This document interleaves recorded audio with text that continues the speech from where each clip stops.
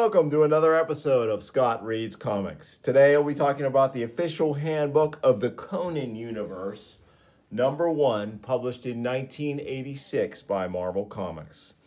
Look at this gorgeous wraparound cover by William Michael Kaluta, renowned cover artist from this period. Just tremendous work here. And it says on the back, "From Asgard to Zingera, with all of Robert E. Howard's rich panoply of Hyperborea in between." So pretty cool stuff. We have the classic Buscema corner piece here. It was $1.25, labeled #1, but there was no #2. I guess in this instance it was a one-shot. And we're going to see here as we go through that you're some familiar names in terms of contributors. Contributors are actually listed in the inside back cover here. Editor-in-Chief Jim Shooter, editor Larry Hama, researched and written by Alan Zelenetz, cover by Mike Kaluta, illustrated by John Buscema, Bob Camp, Ernie Chan, Vince Coletta, Mike Dougherty, Armando Gill, Jeff Ursherwood, Andy Kubert, Gary Quapis, Dave Simons, Vincent Waller, and Mary Wilshire, colored by Steve Muller. So one of the things that I'm bummed out, it's got a great comprehensive index, which is totally awesome, but they don't list the artist of each piece, and you're going to see that as we go through. So you kind of have to intuit or guess from a style recognition point who draws what in these entries. Very cool, however. And our front piece here is definitely John Buscema. You can see that's classic John Buscema there. Showing Conan and Redsonia with Robert E. Howard here in this button inset. "My dreams are laid in cold, giant lands, inhabited by savages." It is more than 50 years since a shy, moody young loner named Robert Howard dreamed beyond the oaks and hills of Cross Plains, Texas, his home. Dreamed and imagined the time-lost worlds of a mythical, unhistoried past when humankind knew many gods, and mighty men slew monsters in the night, and jeweled kingdoms rose and fell by bloody blades and the dark whispers of sorcerers. So it's a pretty cool and evocative opening there. And it's a kind of retrospective on Robert E. Howard's career, his Conan writing. I'll read the final paragraph. "The Conan universe. It's a handy reference and a good browse, but most important, a real tribute to that young Southwesterner who dreamed it all more than 50 years gone." We start off with Asgard, the golden-haired Aesir, and are wayward and fierce. That's an Ernie Chan piece there. We can see his signature. Afghanistan, this is pure Buscema here. Very cool. Untamed tribesmen haunt her hills. So most of these Hyborian kingdoms on the continent covered by Howard's writings have analogs to the real world. Aquilonia, mightiest kingdom of the West, proudest kingdom of the world. I'll just read the last paragraph here on this one. "During the reign of King Conan I, the court at Corinthia was a center of romance, adventure, wisdom, wealth, and wit. A copy of a court portrait surviving in the chronicles offers a rare glimpse of those personalities who made up the royal inner circle: King Conan, Queen Zenobia, and their children Prince Con, Princess Raedmund, and Prince Taurus, Counselor Publius, a man of plans rather than action, Count Trocero of Poitou, Seneschal of Aquilonia, Prospero of Poitou, the king's right-hand man and confidant, Alcimedes, court philosopher, Dexithius, high priest of Mitra, and General Paladantes, commander of the Black Dragons." So that's who this is right here. This looks to me like a Mike Dougherty piece, maybe inked by Jeff Ursherwood, not sure. Ursherwood, I think, has some pencils and inks in here. But I would say, I think that was the current team on Conan the King at this point, the point of publication of this particular issue. Aquilonia, the royal castle and demesne. Argos and the sea. I love how they have a little tagline for each nation, which is cool. I think a lot of these shot, I think this is Armando Gil here. I'm not sure who that is there. Great shot here, double page of our triple page actually, maybe even quadruple page, no, 3 pages of arms and armor. This one feels, I think this is Dave Simons. And this one feels like one of those old Osprey entries. Very tight figure work, very precise, almost Dave Gibbons-like here, showing the arms and armor displayed on the figures. Very, very cool. Love this. Knights and horses in battle array. Maces, swords, and helms of brilliant hues. We have a nice shot of the weapons here. And then on this next page, we get some siege weapons, which are very cool. I think we have a scorpion launcher, a catapult, and then a siege tower. Very neat. Veiled in the mists of legendary Atlantis in the pre-cataclysmic age. So this allows them to discuss the time even before we think of the Hyborian age as a timeless time before recorded history, but even 1,000 years before that was Atlantis and Kull. So this is the province of Kull and Brule and the Snake Man. Pretty cool. Bamula, the thunder of drums and the great elephant tusk horns. The Barachan Isles, to the devil with empty seas. That was during Conan's time as a Barachan pirate. He was a pirate a number of times. The other time was when he was partnered with Belit, Queen of the Black Coast. So this is either Vinnie Coletta, I think, or Mary Wilshire inked by Vinnie Coletta, but this just might be Vinnie Coletta here. It's a kind of an interesting piece of Belit. Much different looking than the Buscema version of Belit, who we see. I say Belit and Belit interchangeably, but I think it's Belit. Black kingdoms, the silence of shadowed jungles, the scream of angry apes. That looks like Armando Gil there. That's a gorgeous piece of these 3 majestic warriors running through the tall grass. Border Kingdom, the wind in the reeds and misty bogs. That looks like Mike Doherty or Dave Simons there. That might be part of the signature, but I can't really make it out. Brythonia. Brythonia's girls with tousled yellow heads. That's Mary Wilshire for sure there. Bossonia, the very fringe of the civilized world. This looks like John Buscema here. The Bossonian archers were always part of Conan's armies.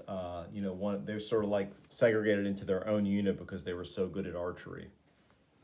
We used this resource when we were playing the TSR Conan game in the 80s because it was just like an additional cool resource to give you more info on the countries and just some more provocative and evocative images.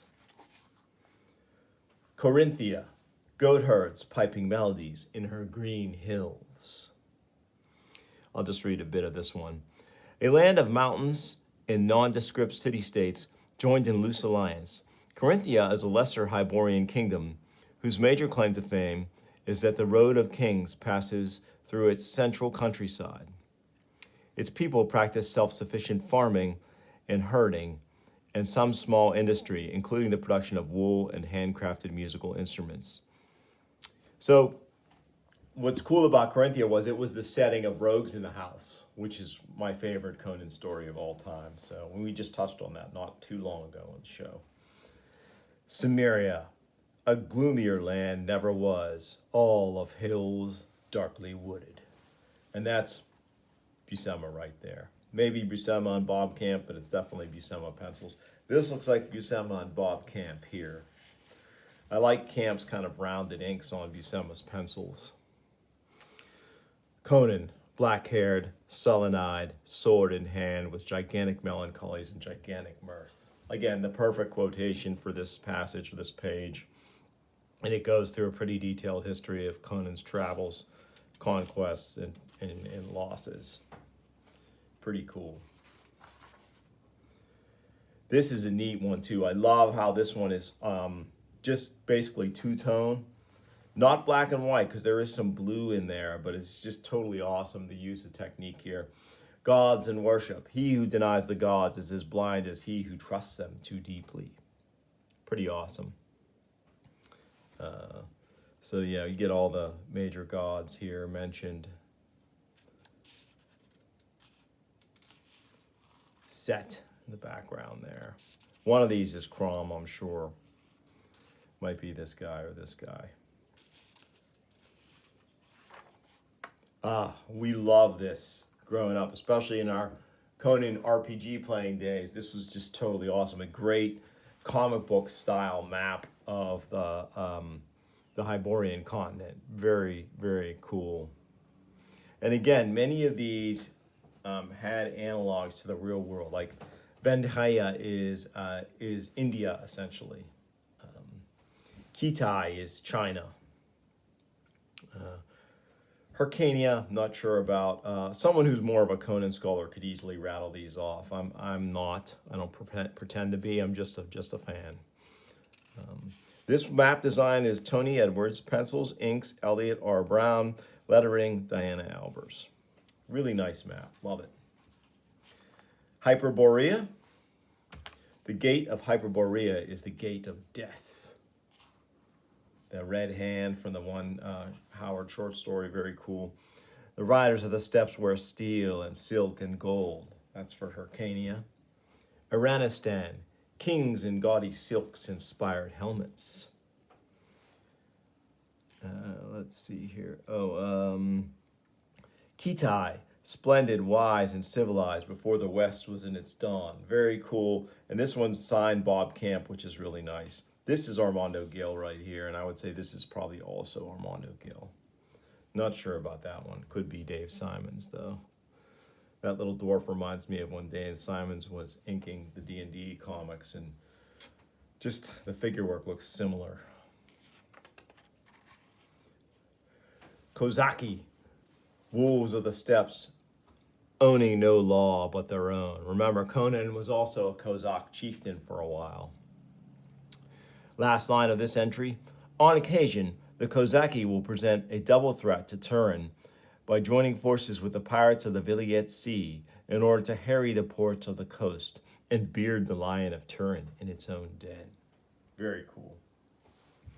Koth, a helmet of Koth and a hauberk of Koth, the gods themselves might envy.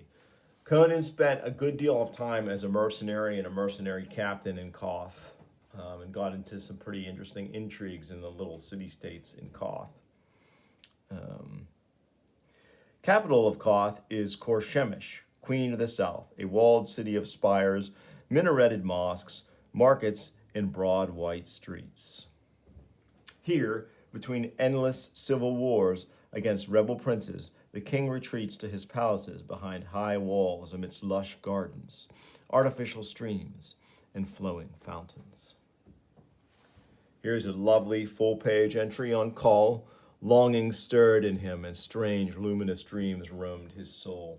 It was always neat how kind of, and this is a Mike Dougherty, Andy Kubert piece, Howard was able to sort of separate Call and Conan, even with the gulf of a millennia, of 1,000 years, more so with just some subtle differences, like Call had the scar on his face, and Call was, although wound up being a king and conqueror himself and an usurper like Conan, Call was very tightly tied to the tiger totem of his tribe. And just a very neat extra details around Call. There's some great Call stories too, and some early stuff by Marie Severin and John Severin that's really nice. Cush, the hot sun blazing down on ebony giants. Numidia, great as Aquilonia, but ne'er so glorious. This is pretty awesome too. I love this look of this Numidian cityscape here. Let's see, what does it say here? Numalia, at the junction of the Road of Kings and the southern caravan route, is her second greatest city, boasting the famous museum and antique house known as Kalian Publico's Temple. To the northwest lies a magic-haunted pine forest, the Darkwood. There have been several stories around the Darkwood, too, I think, in the comics.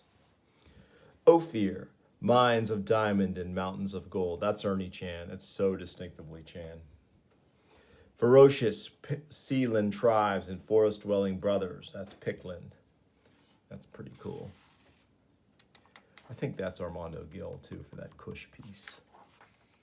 Oh, lovely full-page entry on Redsonia, and this is all Mary Wilshire, I think. All men's delight and no man's love. Let's see.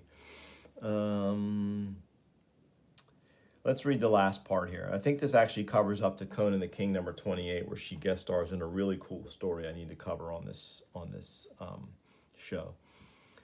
Now she journeyed to Aquilonia, and later shared yet another sorcerer's adventure with Conan in Shem, after which she turned alone to Hyrcania and paid a somber visit to the ruins of her parents' home. From there, she wandered to the Viliet Sea, thence to Nemedia, where she allied herself with Galen Achmal, an adventurer and wizard, and continued on the road. In her later years, she sought out Conan, then king of Aquilonia, and duped him into her service yet again before eluding him once more to wander forth into eternal legendary.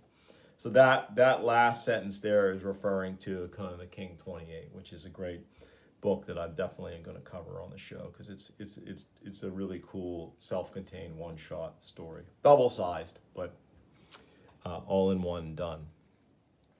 Shem, pastoral green plains and zuccarats gleaming white in the sun. That's definitely Armando Gill. I just love his style.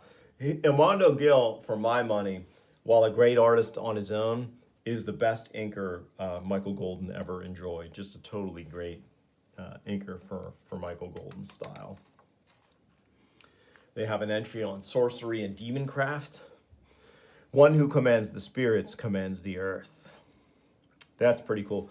Not sure who did this. I'm just going to guess Dave Simons, but this figure looks a little bit like Armando Gill, but I'm not sure.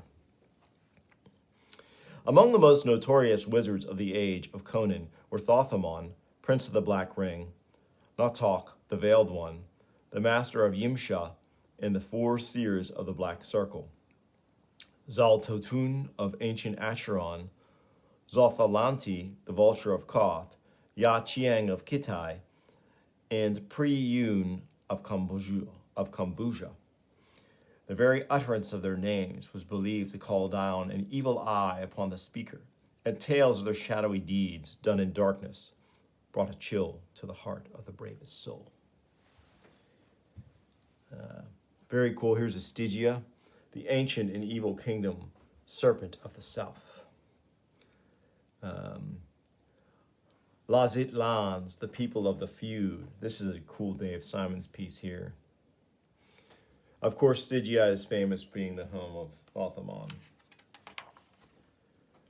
Yes, Tranikos. Death guards old Tranikos' treasure. Love it.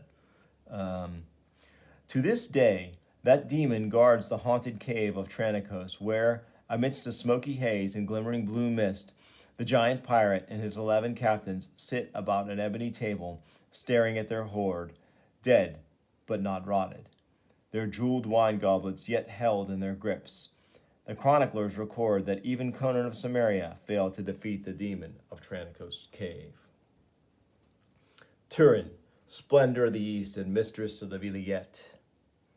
Turin is one of the biggest countries in the Hyborian stories. Let's take a quick peek at our map here and see if we can pick Turin out.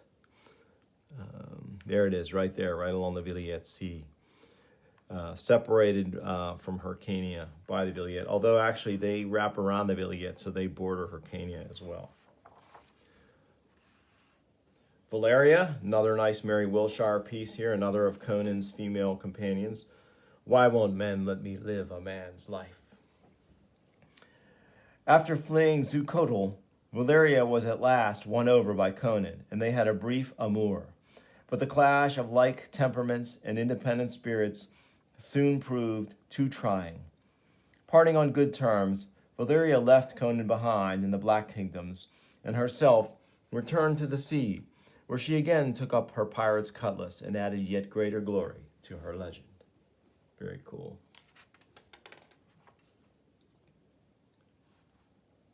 Vanheim, the wind whispering across the everlasting snows. So there you have the Vanir and the Aesir, the two foes, northern foes of the Cimmerians. Venarium, there was a battle. A frontier settlement of Aquilonia, now in ruins, Venarium was a fort town originally built by Gundermen, encroaching upon the southern part of Cimmeria in an attempt to push the Aquilonian border northward and colonize the Marches. In doing so, the Gundermen destroyed several Cimmerian tribes, which had the unexpected result of uniting some 40 other of the usually unruly and divided clans against the Outlanders. So this is, I think, when Conan was very young. This is like the first major battle he participated in. There was a battle, howling and hacking, an ocean of blood, Venarium. And even then, the first to vault those stockade walls was Conan. He entered the fray, an untried soldier, mighty of thew, like his blacksmith father, still a lad of just 15 snows on his first journey south. But he marched that day from Venarium, a man among men. And that is a great piece. I'm going to say that's an Armando Gil piece there. Vendaya. Very cool. The Hyborian analog to India. Love that little piece there. Echoes of temple gongs in the hot, caressing night. This is just a lovely piece here.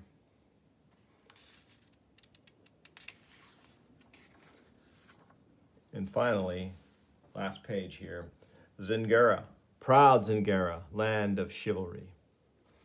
A nation northeast of Argos in the Western Ocean, Zingera possesses a major shipping industry, but has never overtaken the predominance of the southern neighbor as a commercial power on the seas. Finally, Zamora, dark-haired women and towers of spider-haunted mystery. Larsha, I'll just read the last sentence here. Larsha, the Accursed, is a ruined city east of Shadazar, reputed to contain a treasure trove from cataclysmic times. It is guarded by mummified giants, warriors of a past age. It's a pretty cool, quick read here. And as I said, we have our credits here, which I've already read, and a nice comprehensive index where you can just look in here and see where any particular Hyborian name of place or character is mentioned. Conan has a bunch of mentions, obviously. Let's see about Redsonia here. She's got 2 mentions in the index. Redondo, he's mentioned on page 22. Let me see. I think he was a minstrel. Real quick here. Now, of course, this is one of those deals where they have an index, and it points you to page numbers, and the book is not paginated. So I would argue that an index is of limited utility if it points you to pages and the pages aren't numbered. So I'll save looking up Redondo's entry for off-camera activity. But yeah, this has been the official handbook of the Conan universe. I hope you enjoyed it. If you did, please like and subscribe. Share in the comments some of your favorite Conan stories or comics that you read or you have read recently. And I'll bring you more soon on Scott Reads Comics. Thanks for watching.